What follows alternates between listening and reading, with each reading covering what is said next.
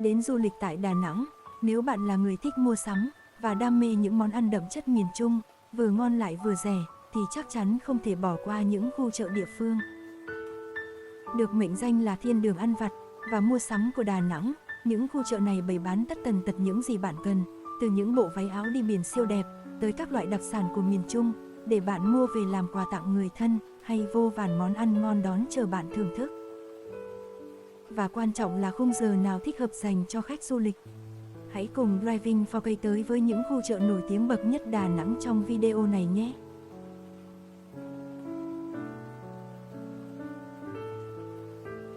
Mặt trời vừa ló dạng, hàng chục tàu cá sau một đêm đánh bắt ở vùng biển Đà Nẵng bắt đầu tấp vào bãi biển Mân Thái để bán hải sản cho thương lái. Di chuyển về phía khu vực dưới chân bán đảo Sơn Trà, bạn sẽ thấy có làng chài Mân Thái, là địa chỉ mua hải sản tươi sống quen thuộc của người địa phương. Hải sản vừa mới bắt lên, còn tươi rói rói, thế nên cứ mỗi độ bình minh, người lại đổ về đây rất đông. Do chủ yếu đánh bắt gần bờ, hải sản ở đây rất tươi ngon. Du khách đến chợ cá, được hòa mình với nhịp sống nơi vùng biển, hít thở không khí mặn mòi và mua được các loại cá, tôm, mực tươi rói. Phía sau bãi tập kết cá là các quầy hàng nhỏ bày bán thêm đủ các mặt hàng ăn sáng, bánh trái và đồ uống phục vụ bà con đi chợ. Du khách có thể mua một ly sữa đậu xanh, vừa ăn, vừa quan sát các hoạt động giao thương trên bãi biển khá thú vị. Đây chắc chắn là khung cảnh mà bạn không thể nào tìm thấy được ở những khu chợ nơi mình sinh sống, vậy nên đừng quên dậy sớm và trải nghiệm không gian huyên náo tại đây.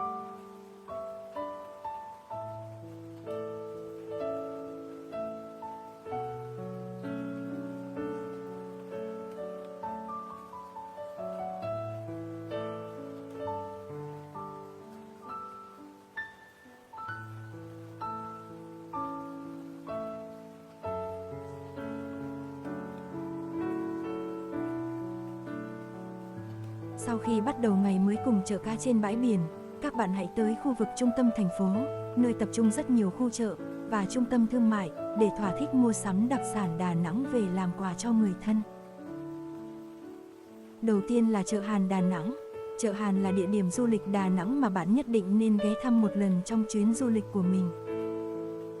Về vị trí, chợ Hàn Đà Nẵng sở hữu vị trí vô cùng đắc địa khi tiếp giáp với 4 con phố chính tại khu trung tâm là Trần Phú, Hùng Vương, Bạch Đằng và Nguyễn Văn Linh. Nhờ vậy mà nơi đây đã phát triển vô cùng nhanh chóng, từ một khu chợ tự phát, nay đã thành tâm điểm mua sắm nổi tiếng của thành phố. Qua đó thu hút đông đảo một lượng lớn người ghé thăm, bao gồm cả người dân địa phương, lẫn du khách trong và ngoài nước. Với các quầy hàng được bày trí bắt mắt và gọn gàng, bạn có thể dành thời gian khám phá và dạo quanh nơi đây, để tham quan các sạp hàng là một cách khám phá văn hóa và đời sống địa phương thú vị.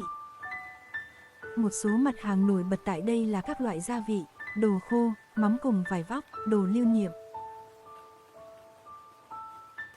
Khu chợ này hoạt động cho đến 10 giờ tối. Tuy nhiên đến tầm 7 giờ tối là chợ đã bắt đầu tan tầm nên ít mặt hàng hơn. Nếu muốn mua sắm được đầy đủ, du khách nên ghé đến chợ trước 7 giờ tối. Chợ Hàn Đà Nẵng có 2 tầng. Cụ thể khu vực tầng 1 gồm đồ khô, đồ ăn vặt, hải sản khô, hoa quả và đồ thủ công mỹ nghệ. Không gian tầng 2 gồm vải vóc, quần áo, giày dép, túi xách. Đây là không gian chợ với đa dạng các mặt hàng mua bán, ăn uống, đem lại cho du khách nhiều trải nghiệm. Tại chợ Hàn Đà Nẵng, có rất nhiều quầy hàng bán món ăn đặc sản Đà Nẵng như ốc hút, bánh bèo, bánh bột lọc, bánh xèo, bánh ướt, nem lụi, bò nướng lá lốt, mì Quảng và rất nhiều các loại chè kem để tráng miệng. Ngoài ra, du khách có thể mua các sản phẩm thủ công như giày, dép, túi xách, làm từ gói và các bộ quần áo lanh với những họa tiết hoa, quả rất phù hợp với mùa hè để làm quà tặng cho người thân, bạn bè. Các sản phẩm bày bán tại đây rất đẹp và đa dạng mẫu mã, nhưng giá thành không quá cao. Chính vì vậy mà chợ Hàn luôn được mệnh danh là thiên đường mua sắm của khách du lịch tại Đà Nẵng.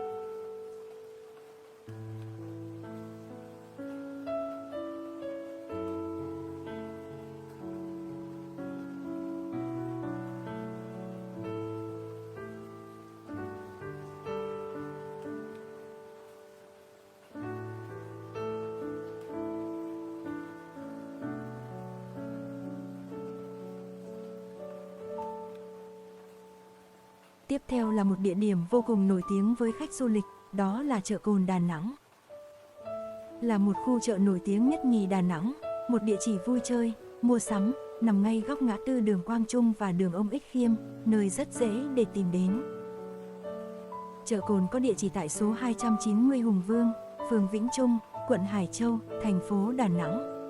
Đường đến chợ Cồn khá dễ đi, khi di chuyển đến chợ Cồn, bạn có thể tìm kiếm địa chỉ vui chơi này trên Google Maps hoặc hỏi thăm đường từ người dân địa phương đều được.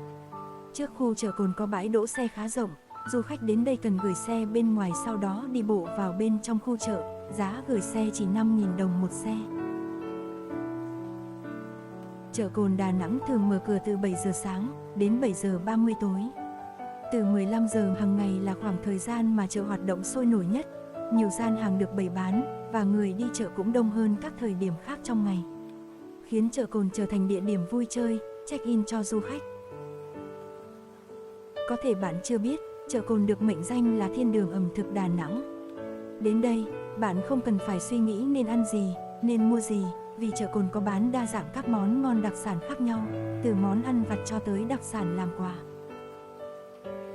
Bước vào giữa lòng chợ, bạn có thể thấy một khu bày bán đồ ăn vô cùng bắt mắt, với cách bày trí, sắp xếp các gian hàng khoa học. Tuy có nhiều hàng quán và bán rất nhiều món ăn ngon, nhưng không gian rất gọn gàng, tươm tất, không có cảm giác lộn xộn hay khó nhìn. Ẩm thực trong lòng chợ được chia theo 2 dãy chính và được phân chia, bày bán theo các món đặc trưng. Thông thường một dãy sẽ bán các món ăn mặn như bún thịt nướng, bún mắm, bánh xèo, bánh căn. Và dãy còn lại sẽ chuyên về các món ăn ngọt như các loại chè, kem, sinh tố. Khu ẩm thực ngoài trời chủ yếu bán các món ngon ăn vặt vô cùng đa dạng, thu hút du khách ngay từ khi đặt chân đến chợ. Các quầy hàng có bán đủ thứ chè, nước ép trái cây, bánh bột lọc, bánh bèo. Các món ăn ngon với hương vị đặc trưng, hấp dẫn và đặc biệt là giá cả rất phải chăng.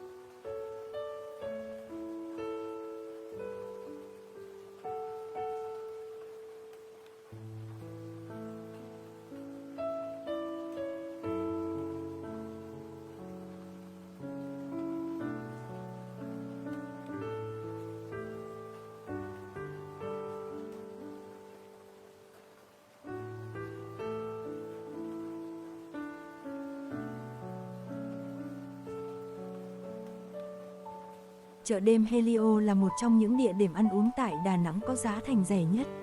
Nếu bạn muốn biết chợ đêm Đà Nẵng có gì thì hãy ghé ngay qua chợ Helio. Đây là một trong các chợ ở Đà Nẵng có quy mô rộng lớn, sầm uất, với hơn 100 gian hàng ẩm thực. Chợ Helio có bán nhiều món ăn đường phố Á Âu nổi tiếng. Tại đây còn thường xuyên tổ chức các chương trình sôi động vào những ngày lễ. Ở chợ đêm Helio, bạn có thể dễ dàng thưởng thức các món ăn vặt của thơm ngon, khó cưỡng. Với 4 phân khu hoành tráng, Helio thu hút hàng nghìn lượt khách ghé thăm mỗi đêm để khám phá những trải nghiệm ẩm thực đặc sắc ở Đà Thành. Khu chợ này mở cửa cả tuần, vào khung giờ 17 đến 22 giờ 30 mỗi ngày. Vì vậy, khi đến Đà Nẵng vào bất kỳ thời điểm nào, bạn cũng có thể ghé qua, trải nghiệm rất nhiều điều tuyệt vời tại khu chợ này. Chợ đêm Helio nằm tại Hải Châu, Đà Nẵng, mở cửa hoàn toàn miễn phí. Tuy nhiên, khi ghé thăm địa điểm du lịch Đà Nẵng này, bạn cũng cần bỏ túi một ít tiền để mua sắm và thưởng thức rất nhiều món ăn ngon bổ rẻ.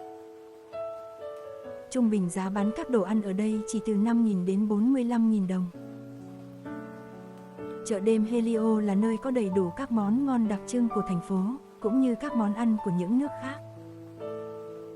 Các món Việt Nam có thể kể đến là trứng nướng, bánh mì nướng, bánh tráng nướng, bánh bèo, bánh nậm, bánh bột lọc, gỏi cuốn, bún bò, bún thịt nướng, bánh xèo, cơm chiên, mì Quảng và rất nhiều món ăn khác.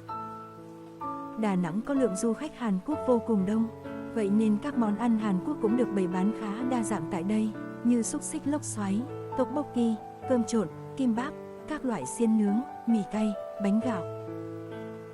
Và đương nhiên một địa điểm dành cho khách du lịch không thể thiếu là các món ăn của phương Tây như súp, xúc xích que, bánh mì kẹp, hamburger, mì spaghetti.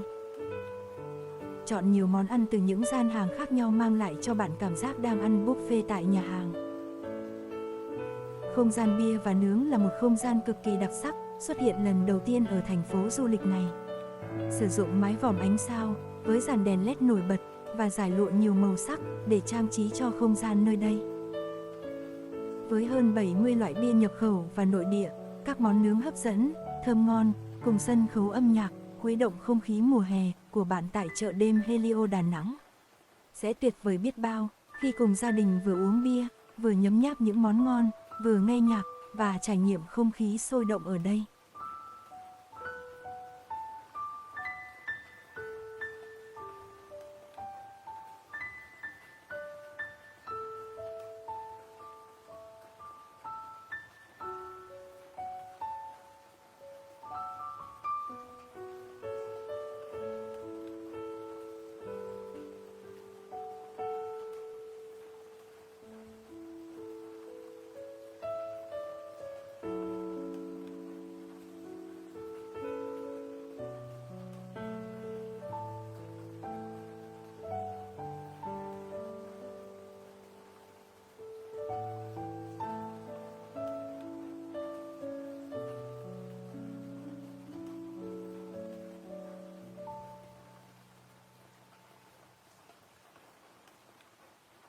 Helio sầm uất là vậy, nhưng có lẽ địa điểm ăn chơi vui nhất tại Đà Nẵng phải là chợ đêm Sơn Trà. Nằm ngay cạnh cầu Rồng, chợ đêm Sơn Trà là chợ ăn đêm Đà Nẵng khiến nhiều thực khách mê mẩn quên lối về. Ngôi chợ gây thương nhớ bởi cực nhiều hoạt động, từ ăn uống, vui chơi, giải trí đến mua sắm. Chợ Sơn Trà được xây dựng mô phỏng theo mô hình kết hợp giữa phố đi bộ và các khu ẩm thực đa dạng. Ghé thăm chợ đêm Sơn Trà, bạn nhất định phải thử đi shopping tại thiên đường thời trang, với các món quà lưu niệm, quần áo, giày dép, túi xách và rất nhiều món phụ kiện khác. Đây còn là dịp để bạn trải nghiệm các hoạt động giải trí đường phố cực hấp dẫn như xiếc, ảo thuật, viết thư pháp, múa lửa. Chợ đêm Sơn Trà mở cửa từ 17 giờ đến 24 giờ tất cả các ngày trong tuần, với rất nhiều gian hàng. Du khách có thể vào tham quan chợ đêm Sơn Trà hoàn toàn miễn phí. Nếu di chuyển bằng xe máy thì bạn chỉ mất thêm 5.000 đồng để gửi xe.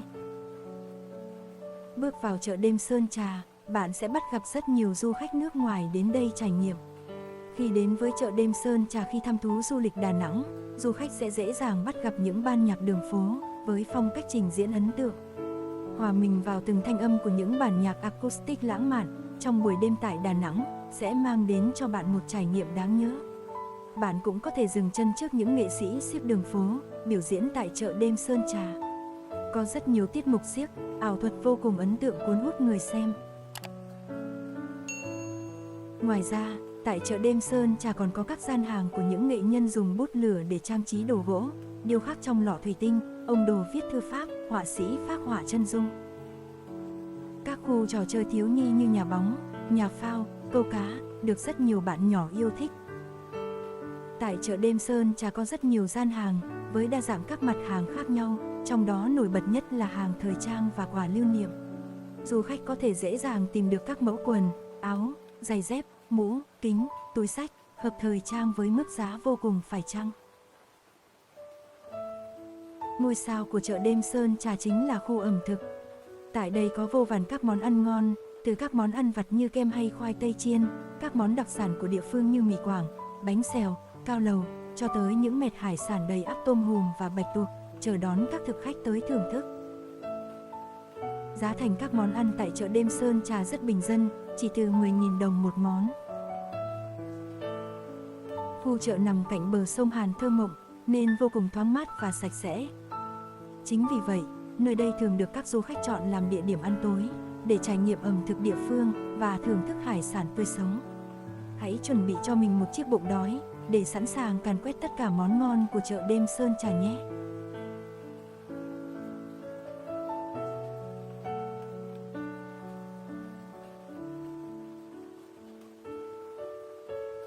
Trong mỗi chuyến du lịch thì khám phá văn hóa và ẩm thực của người dân bản địa qua các khu chợ địa phương là một điều không nên bỏ qua. Hy vọng video của Driving 4K sẽ giúp bạn khám phá được những điều mới lạ tại thành phố đáng sống nhất Việt Nam. Cuối cùng, đừng quên nhấn like và đăng ký kênh để theo dõi những video tiếp theo về du lịch Đà Nẵng Hội An của Driving 4K nhé. Xin cảm ơn và hẹn gặp lại ở những video tiếp theo.